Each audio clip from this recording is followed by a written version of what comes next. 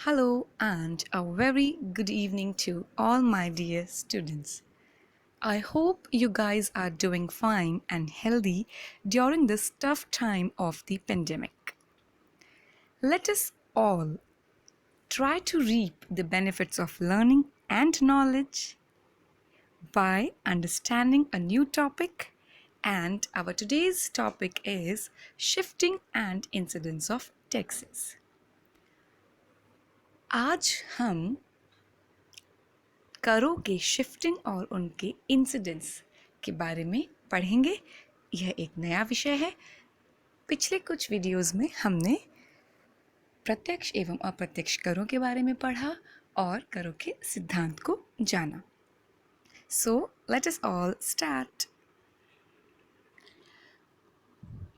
We need to understand the traditional concept of shifting of taxes and the basics of taxes. हमें पहले traditional concepts को समझना होगा।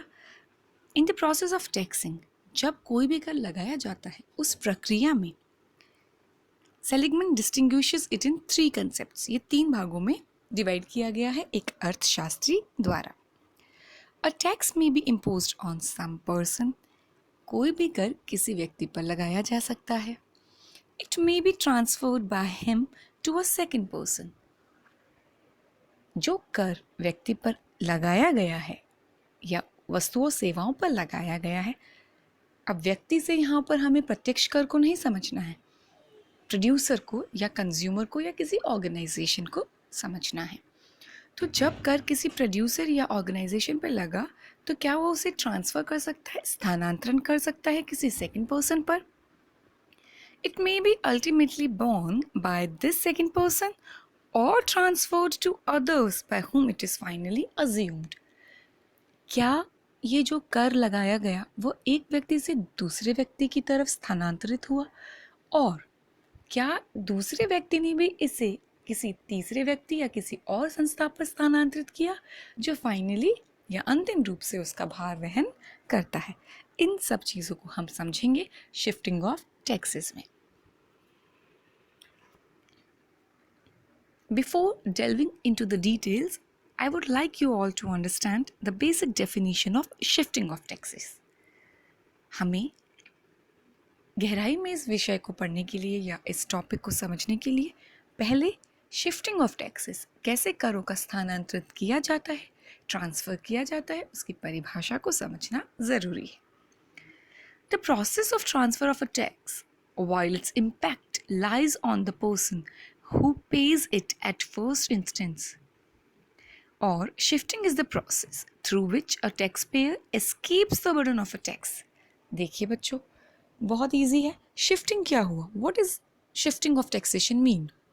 What does it actually mean? It means ये ऐसी प्रक्रिया है जिसमें या जिसके अंतर्गत टैक्स पेयर द्वारा, करदाता द्वारा उस पर लगाए गए कर, अब वो प्रोड्यूसर हो सकता है, उत्पादक हो सकता है, उत्पादक द्वारा जो वस्तु उत्पादित की गई उस पर लगाया कर किसी और व्यक्ति की तरफ स्थानांतरित कर दिया जाए। क्या प्रक्रिया हुई? शिफ्ट हुआ, टैक्स का स्थानांतरण हुआ, और फाइनली वो क्या किया? उसने एस्केप किया, बचा टैक्स पे करने से। ठीक है, अब ये किस रूप में होता है? प्राइसेस के बढ़ने के रूप में, या इंसिडेंस कौन इसका बेयर करता है, ये सब हम देखेंगे धीरे धीरे। अब जो शिफ्टिंग है बच्चों, वो 2 तरीके से होती है, फॉरवर्ड शिफ्टिंग और बैकवर्ड शिफ्टिंग। ठीक है, जब फॉरवर्ड शिफ्टिंग होती है, आगे की तरफ जब हम कर को स्थानांतरित करते हैं, तब क्या होता है? Tax burden from the producer to the consumers in the form of higher price of the commodity. Very basic, very normal. देखिए कैसे फॉरवर्ड शिफ्टिंग जब किया गया टैक्सेशन का, तब क्या किया जाता है? प्रोड्यूसर द्वारा, उत्पादक द्वारा अपने कर का भार उपभोक्ता की तरफ ट्रांसफ़र कर दिया जाता है। किस रूप में? कीमतों में वृद्धि के रूप में। Price serves as the vehicle या vehicle through which a tax is shifted. Very normal. कीमत के रूप में वो कर का स्थानांतरण या उसके भार का स्थानांतरण किया गया। तो this is known as forward shifting. ठीक है, इस रूप में ये क्या हुआ, फॉरवर्डली शिफ्ट कर दिया गया उत्पादक की तरफ से उपभोक्ता की ओर। Now what does backward shifting of taxation mean? कर का पीछे की तरफ स्थानांतरण या बैकवर्ड शिफ्टिंग क्या होता है? When the imposition of a tax caused a reduction in the prices paid to the factor owner. अब देखिए, फैक्टर ओनर उत्पादन के साधनों के रूप में कार्य किया जाता है। किसी भी वस्तु को उत्पादित करने के लिए 5 साधन हैं, बेसिक 5 साधन हैं। कौन से हैं? Land, labour, capital, entrepreneurship and organisation. भूमि, श्रम, पूंजी, साहस और उद्यमिता। ठीक है, ऑर्गेनाइजेशन, साहस को ही हम उद्यमी कहते हैं, और फिर संगठन। तो जब फैक्टर के जो ओनर है, who are the owners of factors of production? ठीक है, लैंड का ओनर हुआ, जो लेबर प्रोवाइड करवा रहा है वो लेबर का ओनर हुआ, कैपिटल जो प्रोवाइड करता है वो ओनर ऑफ कैपिटल है, ऐसे एंटरप्रेन्योरशिप या एंटरप्रेन्योर है। सो जब टैक्सेशन कैसे बैकवर्ड शिफ्ट किया जाता है? जब जो फैक्टर ओनर्स है बच्चों, उनको जो कीमतें दी गई हैं उनमें कमी कर दी जाती है, तो इसको कहेंगे बैकवर्ड शिफ्टिंग ऑफ टैक्सेशन। तो इससे क्या हुआ, प्रोड्यूसर ने जो टैक्स वहन करना था आगे जाकर उसने वो बैकवर्डली शिफ्ट कर दिया, पीछे की ओर स्थानांतरित कर दिया फैक्टर ओनर्स के रूप में ही, शुरुआती स्टेज पे ही। ओके, ऐसे ही हमने फॉरवर्ड शिफ्टिंग देखी, वो प्राइसेस बढ़कर की जाती है, और ये हो गया backward shifting. Cost a reduction in the prices paid to the factor owners. अब हर फैक्टर ऑफ प्रोडक्शन को उसके कार्य के बदले में प्रतिफल प्राप्त होते हैं। ये मैंने आपको माइक्रो इकोनॉमिक्स में पढ़ाया है। लैंड को क्या मिलता है? रेंट, लेबर गेट्स वेजेस और salaries, then capital gets interest, entrepreneur gets profit, and organisation also gets profit, and we can say the wholesome amount. पूरा जो भी प्रगति या उन्नति होती है वो ऑर्गेनाइजेशन के लिए होती है। ठीक है, now let us move ahead, आगे देखते हैं। Incidence of tax, very important. Incidence क्या है टैक्सेशन का? फाइनली वो कहाँ पर जाके रेस्ट करेगा, किसने उस टैक्स का बर्डन पे किया? It is the settlement of the tax burden on the ultimate tax payer. बहुत इंपॉर्टेंट है, 2 मार्क्स के क्वेश्चंस में या 5 मार्क्स के क्वेश्चंस में पूछे जाते हैं, लार्ज क्वेश्चंस में भी आ सकता है कि what do you understand by the incidence of tax?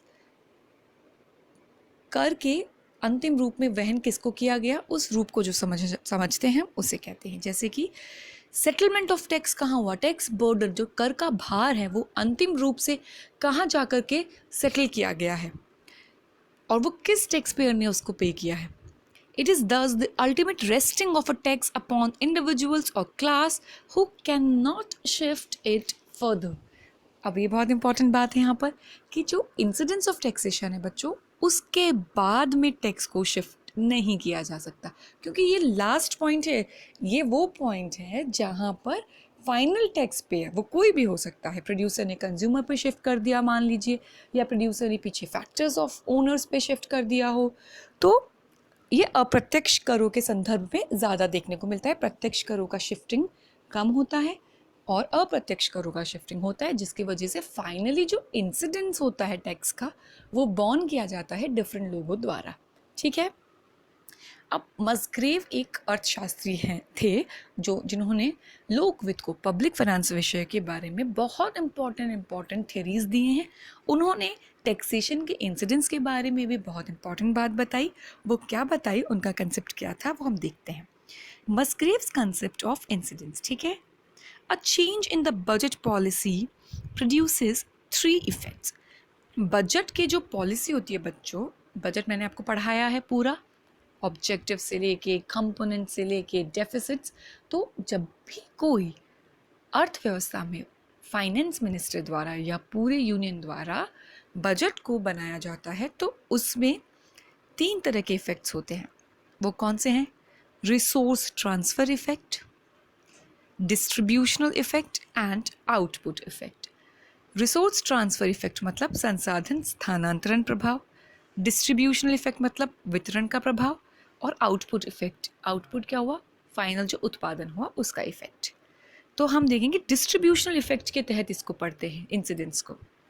The resulting change in the distribution of income available for private use is referred to as incidents. अब देखिए, जो आय में वितरण है बच्चों, द रिजल्टिंग चेंज किस चीज़ में, in the distribution of income available for private use is referred to as incidents. Finally जो इनकम अवेलेबल है प्राइवेट यूज़ के लिए, निजी प्रयोग के लिए, इस्तेमाल के लिए, वो क्या है, टैक्स का इंसिडेंस है, लास्ट पॉइंट है।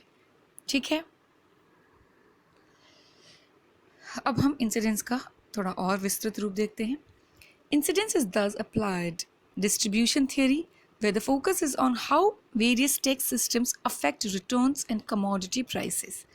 अब इंसिडेंस जो हम पढ़ते हैं वो ये देखने के लिए पढ़ते हैं कि जो टैक्सेशन पॉलिसी है, अप्रत्यक्ष कर की जो प्रणाली मान लीजिए, उसके वजह से फाइनली कंज्यूमर्स को कितना टैक्स पे करना पड़ता है और उसका प्रभाव कीमतों पर कैसे पड़ता है।